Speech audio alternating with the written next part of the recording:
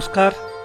আজ আপনাদের সামনে নিবেদন করতে চলেছি ঠাকুরের অমৃত কথার একটি বিশেষ পর্ব, কল্পতরু ঠাকুর শ্রী রামকৃষ্ণ। তো আর দেরি না করে শুরু করি আজকের বিশেষ পর্ব। ঠাকুর তখন খুবই অসুস্থ। নামকরা বড় বড় ডাক্তাররা বললেন তার বায়ু পরিবর্তনের দরকার। কলকাতা শ্যামপুকুরে একটি বাড়িতে তাঁর থাকার ব্যবস্থা করা হলো, কিন্তু জায়গাটি বেশ ছোট, তাই ঠাকুরের পছন্দ হলো না। তখন কাশীপুরের একটি বাগান বাড়িতে ঠাকুরকে আনা হলো। পরবর্তীকালে যা রামকৃষ্ণ ভক্ত পরিমণ্ডলে কাশীপুর উদ্যানবাটি নামে পরিচিত, সেই কাশীপুর বাগান বাড়িতে ঠাকুরের চিকিৎসা চলতে লাগলো। পরবর্তীকালে যাঁরা ঠাকুরের সন্ন্যাসী সন্তান, তাঁরা দিন রাত ঠাকুরের সেবা করতে লাগলেন। এছাড়া যাঁরা তাঁর গৃহভক্ত, তাঁরাও প্রায় প্রতিদিন ঠাকুরের পাশে থেকে তার সেবা যত্ন করতে লাগলেন। ঠাকুরের দুর্লভ সান্নিধ্য লাভও করতে লাগলেন তারা। ঠাকুর রামকৃষ্ণ থাকতেন কাশীপুরের বাগান বাড়ির ঠিক দোতলার একটি ঘরে। দিনটা ছিল ইংরেজি নববর্ষ, 1 জানুয়ারি 1886 সাল। ওই দিন ঠাকুর একটু সুস্থ বোধ করলেন, তাই তিনি বিকেলে বাগানে একটু হেঁটে চলে বেড়াবার ইচ্ছা প্রকাশ করলেন। ভক্তরাও একে একে আসতে লাগলো। নিচের বাগানে তখন প্রায় 30 গৃহভক্ত উপস্থিত। তাঁরা একে একে ঠাকুরকে প্রণাম করলেন। কিছুটা হেঁটে যাওয়ার পর ঠাকুরের সাথে দেখা হলো গিরিশচন্দ্র, অতুল, রামচন্দ্র প্রমুখ পরম ভক্তদের। তৎকালীন বিখ্যাত নট ও নাট্যকার গিরিশচন্দ্র ঘোষ চারিদিকে বলে বেড়াতেন ঠাকুরের অবতারত্ব, তার বিরাটত্ব এবং অনন্যতা সম্পর্কে। ঠাকুর গিরিশকে বললেন, তুমি যে আমার সম্বন্ধে সবাইকে এত কিছু কথা বলে বেড়াও, তা তুমি আমার সম্বন্ধে কি এমন দেখেছ বা বুঝেছ? বিন্দুমাত্র বিচলিত না হয়ে গিরিশচন্দ্র ঠাকুরের পায়ের কাছে মাটিতে হাঁটু মুড়ে বসে হাত দুটি অঞ্জলি দেওয়ার ভঙ্গিতে দিয়ে অদ্ভুত গদগদ কণ্ঠে এবং অসামান্য ভাবে পরিপূর্ণ হয়ে বললেন, স্বয়ং ব্যাস বাল্মীকি যাঁর হত্যা করতে পারেননি, আমি তাঁর কি বলবো? অসীম মুগ্ধতায় গিরিশকে উপলক্ষ করে সমবেত ভক্তদের উদ্দেশ্যে ঠাকুর বললেন, তোমাদের কি আর বলবো, আশীর্বাদ করি তোমাদের চৈতন্য হোক। ভক্তদের প্রতি প্রেম ও করুণায় আত্মহারা হয়েই ঠাকুর এই স্বার্থগন্ধ শূন্য আশীর্বাণী করলেন। পরক্ষণেই তিনি ভাবাবিষ্ট হয়ে পড়লেন। ঠাকুরের কথাটি সবার অন্তর স্পর্শ করল, তাদের ঘুমিয়ে পড়া চেতনায় আঘাত করল। তারা চেতনা ফিরে পেলেন এবং আনন্দে আত্মহারা হয়ে পড়লেন।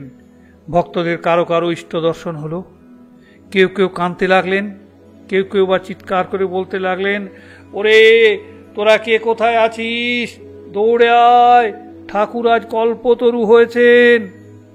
ঠাকুরকে ঘিরে হাত জোড় করে সকলে প্রার্থনা করতে লাগলেন। সেই সময় সকলের অন্তরে এক অদ্ভুত পরিবর্তন আসছে। ভেতরের সমস্ত ভাব ও রাশি বেরিয়ে আসছে অনর্গল ধারায়।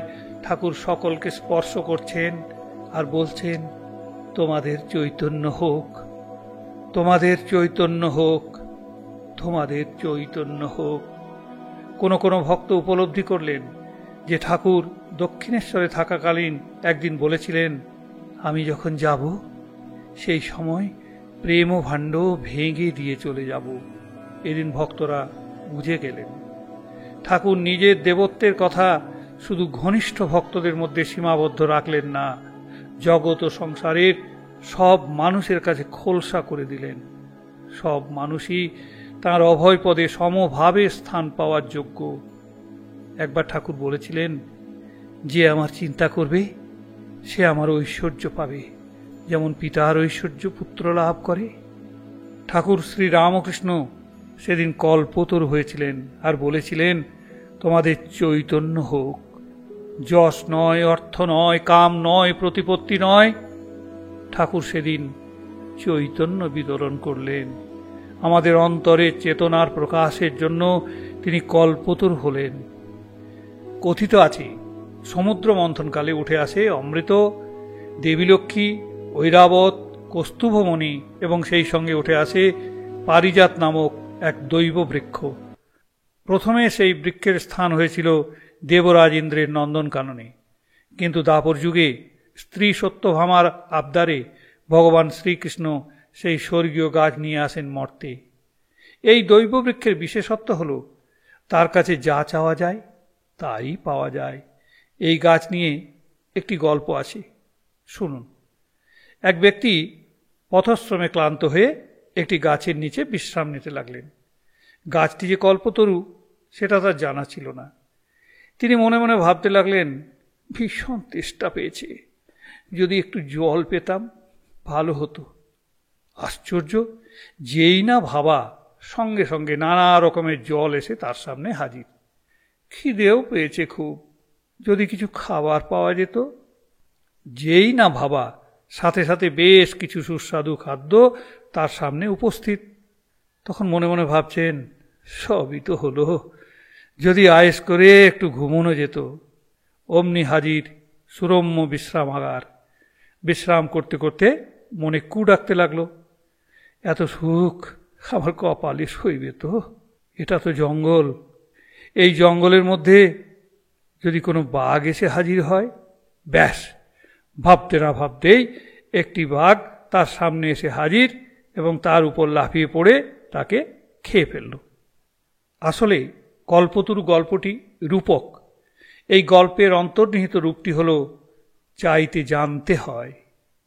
আমাদের মনের মধ্যে লুকিয়ে আছে যে আকাঙ্ক্ষা, সেই আকাঙ্ক্ষার কোনো সীমা পরিসীমা নেই। সেই আকাঙ্ক্ষা যা তৃপ্তি দেয় না কোনো দিনই। আমরা কি চাইব?